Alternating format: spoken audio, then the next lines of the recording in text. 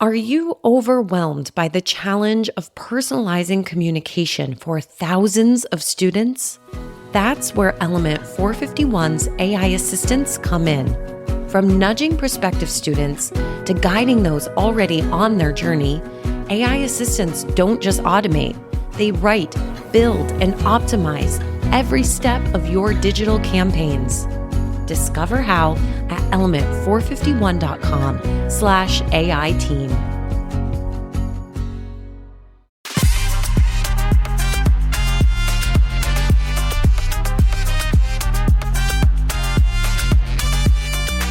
Welcome to Mastering the Next, a cutting-edge podcast that explores the future of graduate, online, and non-traditional education through the lens of AI and technology. I'm your host, Dr. Ray Lutsky, Vice President of Strategic Partnerships at Element 451.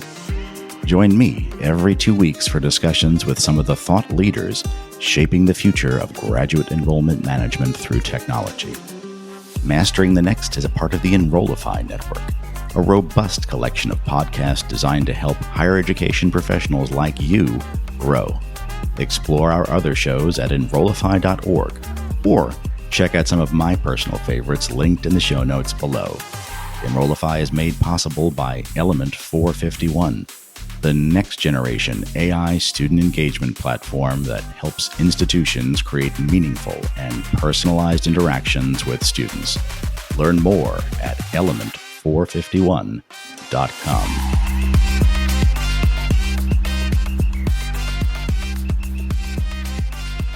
Virtual learning has skyrocketed in popularity, and many faculty are being asked to bring their pedagogy online.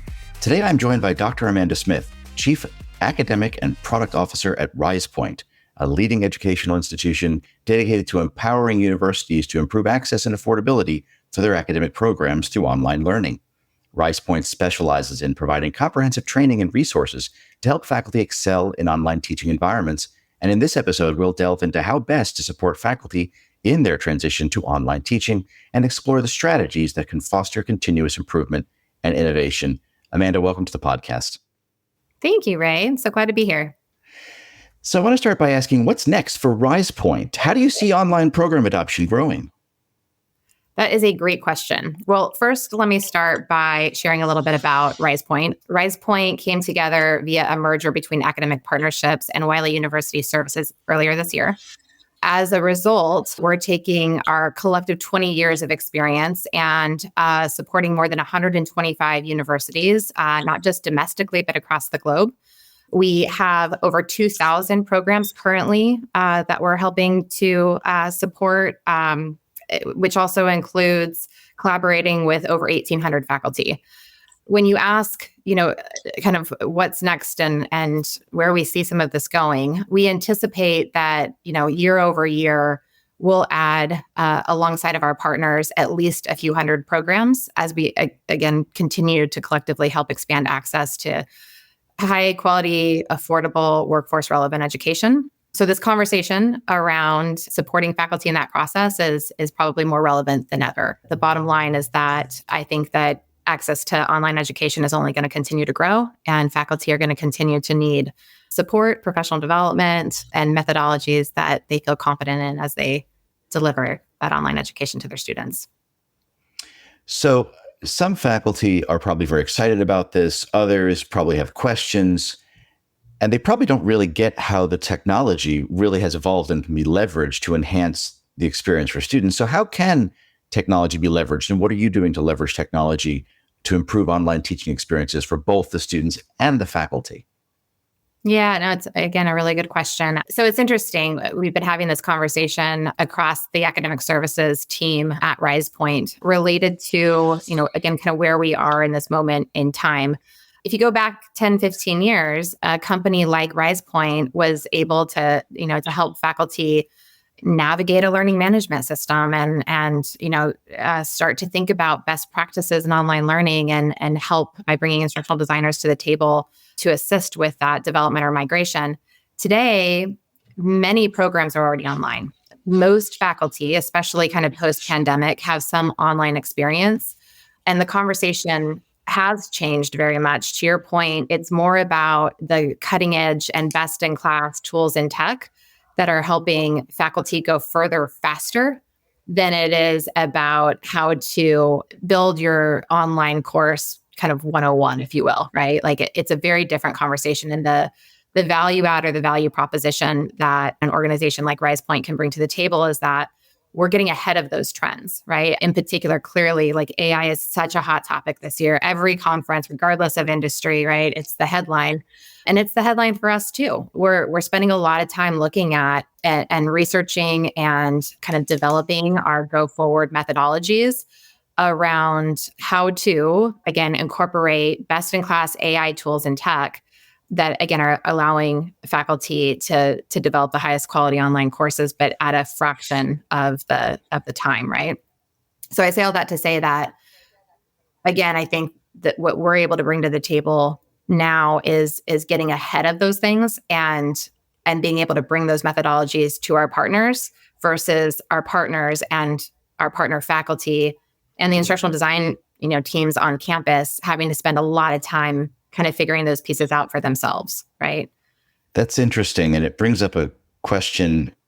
In talking with presidents and provosts and deans recently, what I hear when they talk about AI is concern from the faculty about how it's being used in an academic environment. Are you encountering any sort of questions or skepticism from faculty you're working with, or are faculty, or maybe the answer is both, are faculty really jumping in whole hog here and saying, no, I want AI to be a part of my learning experience. How do I do it? What should I be doing? Is there a balance? What are you seeing from your vantage point? I mean, there's definitely skepticism, and I think rightfully so. And so the conversation around AI is kind of multifaceted. There's a piece around kind of best in class industry practices, if you will, in terms of how to use the tools and tech to build online courses, right? Or to develop really high quality media or really high quality interactive learning experiences. There's a separate conversation around like the pedagogy, like what's the right level of application, think Bloom's, to incorporate AI into any curriculum, regardless of discipline, this year versus 3 years from now versus 5 years from now, right? Like there's only so much you can do in the short term. And the whole world's trying to make this shift. And I think faculty are asking, like, what does this mean for me and the courses that I'm teaching today, the curriculum I'm teaching today, when it comes to adding AI relevant content?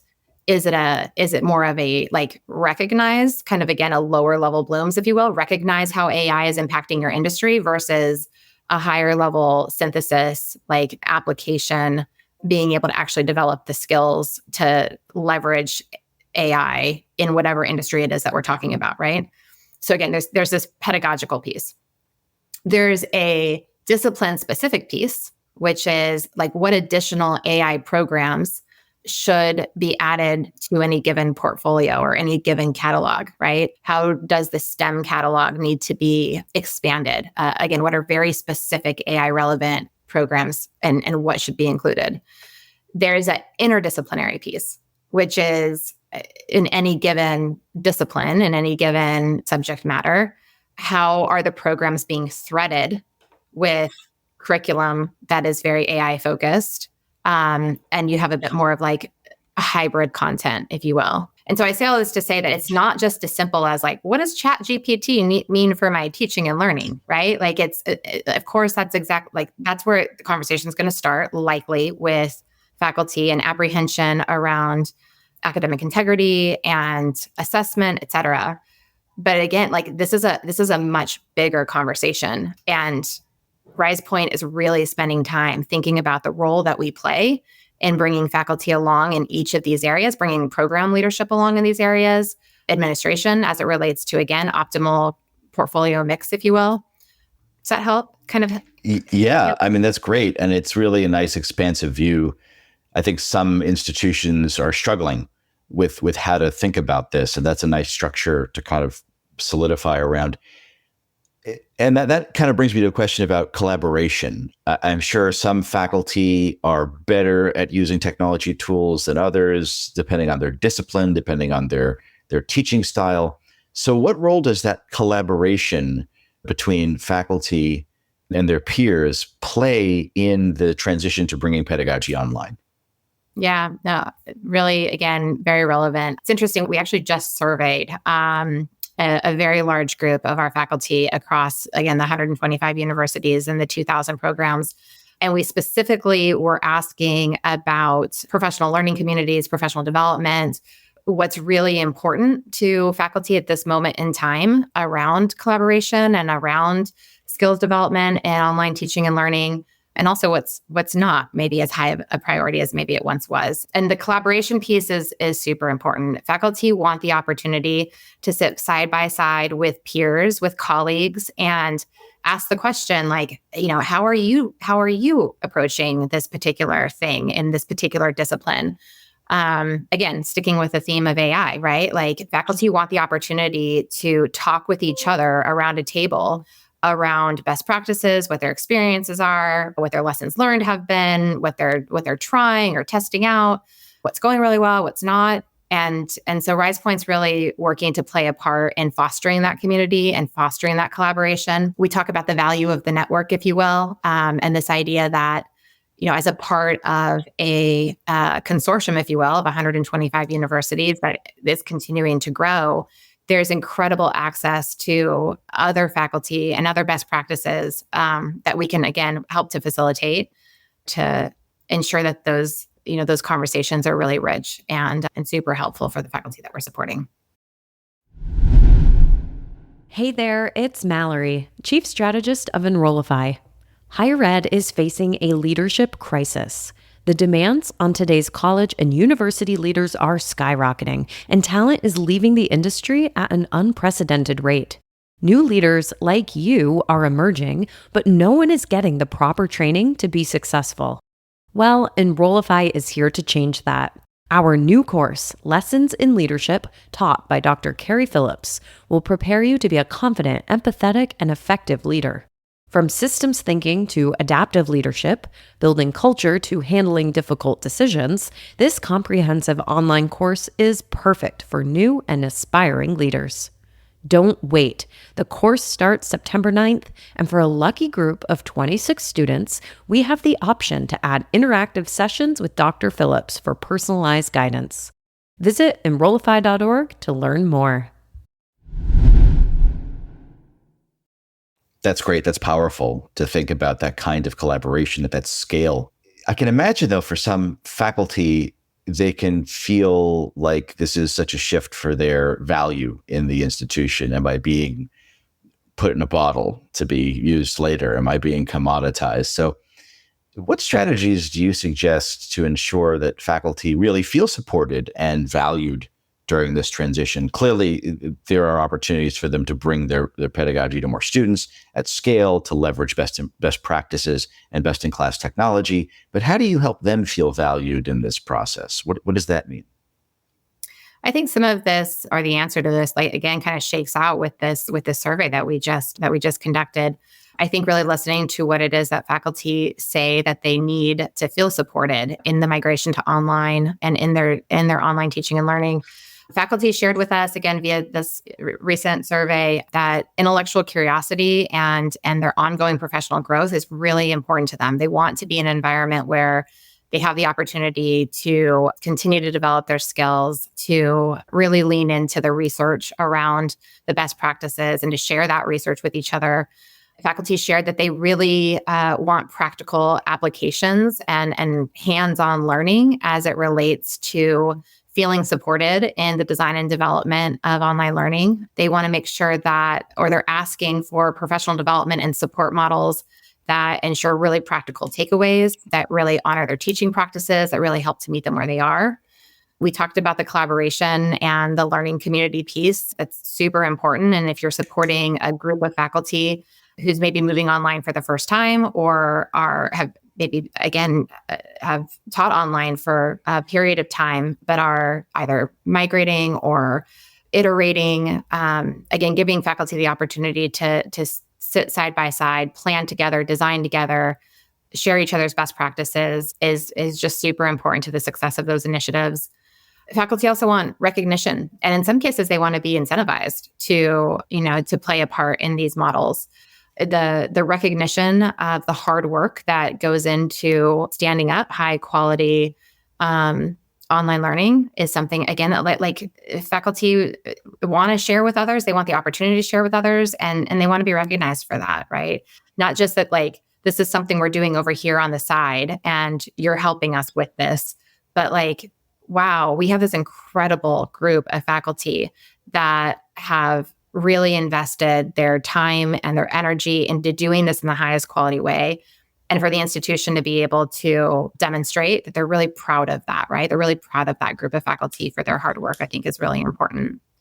Related is just institutional support, like working for and being a part of a culture that is really excited about online learning, is really invested in doing it again in the highest quality way possible, is really invested in the practicality, the workforce relevance, kind of reverse engineering those outcomes and being really committed to the impact.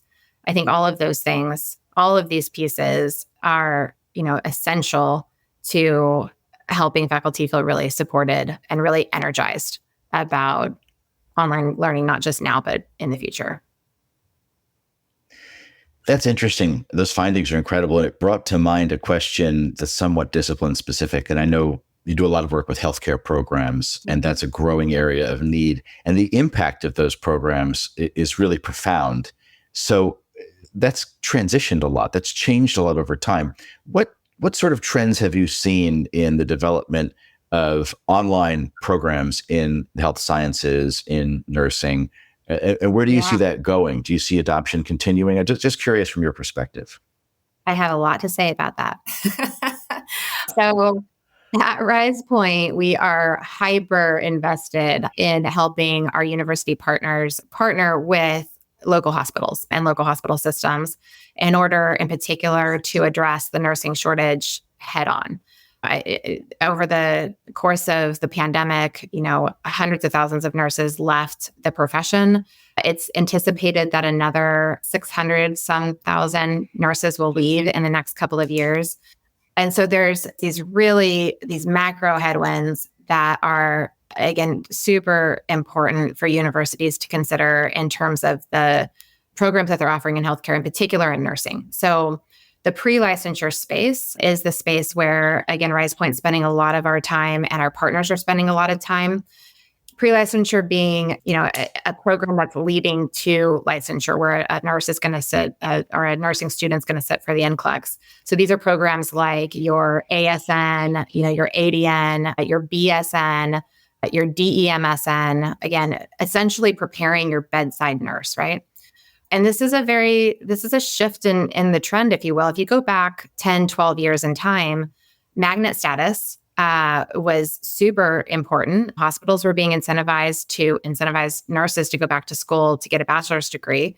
You had literally tens of thousands of ASN prepared or associate level prepared nurses in the field, and a huge push for the RN to BSN programs, or again, to send nurses back to school to get their bachelor's.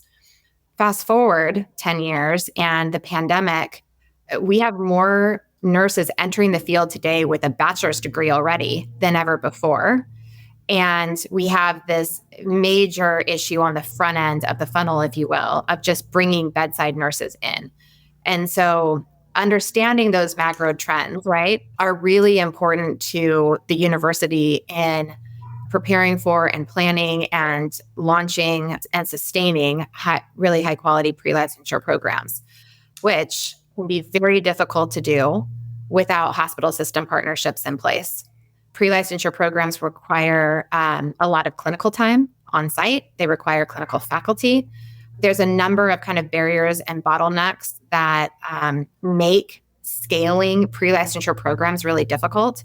And again, like Risepoint's taking these things just head on. We've got teams out in the field brokering relationships with some of the largest hospital systems in the country, and then partnering the local hospital with the university to address both the hospital's needs and also the university's needs. That's amazing. And that kind of infrastructure is so valuable when a single institution probably wouldn't be able to have that kind of reach. It brings incredible market demand and opportunities for growth to an institution that may have its sights in a very narrow scope on how to solve that healthcare shortage. So, I mean, that really does speak to the impact of what you're doing. Well, let me just say this too. A lot of it's a resourcing issue, right? Like in many cases, our university partners, they want to do these things. They know they need to have dedicated partnership offices, but they just don't have the resources, right? And again, it's something that we're very proud at Risepoint to be able to bring to the table as a part of our partnerships. Yeah, it's incredible. It's an incredible value add. So if you were to give advice to an institution that was looking to make a transition, to bring some or all of their programs to an online modality, what pieces of advice might you offer someone listening to this podcast who's thinking about that at their institution? I think first and foremost, you want to make sure that you're bringing the right programs online. There's a market research component to that, really kind of understanding your local market, your student consumers, your employer demands, what we would call competitive intensity, which is like who else is playing in this space in your area, basically. All of these things are super important to making sure that you're first identifying and then standing up online programs that are workforce relevant and address the needs of your local market. Students are savvier than ever. This conversation around working adults looking for workforce aligned programs used to be something that was only relevant for graduate programs. It's not the case anymore. Undergraduate programs and undergraduate students and our Gen Z students, right, our youngest college students are absolutely making decisions about which school to go to and what program to enroll in based on their confidence that it's going to get them a job. And so first and foremost, making sure, again, that the programs that you're taking online are meeting that need, I think is essential. I think second is making sure that there's a strategy in place, a thoughtful kind of holistic strategy, first around supporting faculty in the development and design of high quality online learning. We talk at Risepoint about something we call common program elements, if you will. It's the look and the feel, it's the technology and the threads. It could be everything from course templates and course shells. It's the user experience that a student is going to have from orientation through graduation. And that really holistic, thoughtful planning around that piece is really important to creating the highest quality experience possible. I think depending on the appetite of the university for growth, there's a conversation around additional resourcing. And this could be in the admissions office. This could be related to advising. This could be related to enrollment or retention. And assessing, like, can we do that in-house in the way that we want to, or do we need to partner to do that in a more robust way? And then I think probably the last piece is just having a 3 to 5 year strategic plan and really getting ahead of how these programs are going to evolve, what additional program types or modalities a university may want to be thinking about. I think things are moving so quickly, again, AI being such a great example, that if you're not already kind of planning for the future, if you don't already have a lens that you're kind of looking through 3 to 5 years down the road, you're already going to be behind the ball. And so I'd say, again, like those are probably the 3 or 4 most essential pieces to consider in moving programs online. Great. I think that's very valuable for an institution to consider when market research isn't necessarily the first thing that some institutions would start with.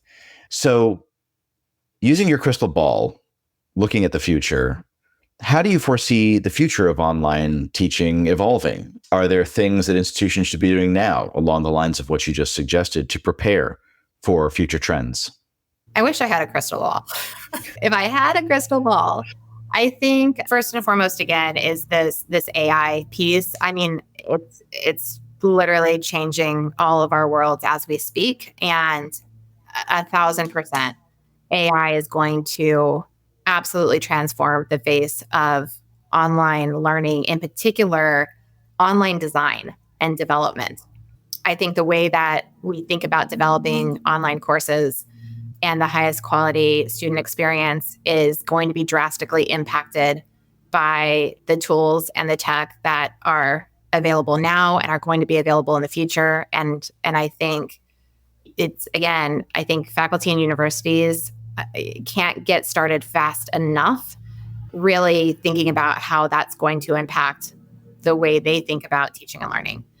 I think in terms of kind of again, more of like a macro kind of discipline specific piece, I think it's going to be really important to carefully assess and evaluate like what is becoming obsolete and what universities are going to replace it with. And although I am not for 1 second saying that the RN to BSN is becoming obsolete, it's an example of how these macro trends have greatly impacted how those programs are performing or the students' attraction to those programs, and understanding the personas of those students, what they're choosing and why, when they're choosing and why is super important, not just in the case of healthcare, but across disciplines.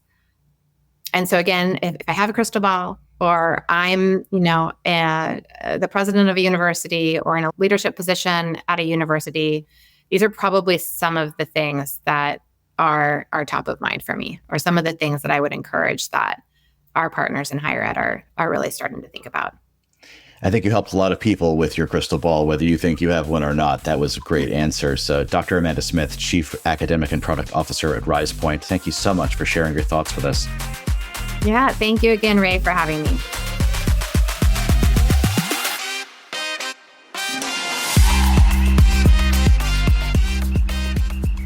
The Mastering the Next podcast is a part of the Enrollify podcast network.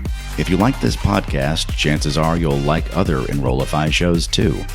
Our podcast network is growing by the month, and we've got a plethora of marketing, enrollment, and higher ed technology shows that are jam-packed with stories, ideas, and frameworks, all designed to empower you to be a better higher ed professional. Our shows help higher ed marketers and admissions professionals find their next big idea, and feature a selection of the industry's best as your hosts. Learn from Artis Cadieux, J.C. Bonilla, Mallory Wilsey, Brendan Henkel, Brian Gross, and so many other of your favorite leaders in higher ed. Enrollify is made possible by Element 451, the next generation AI student engagement platform helping institutions create meaningful and personalized interactions with students. Learn more at element451.com.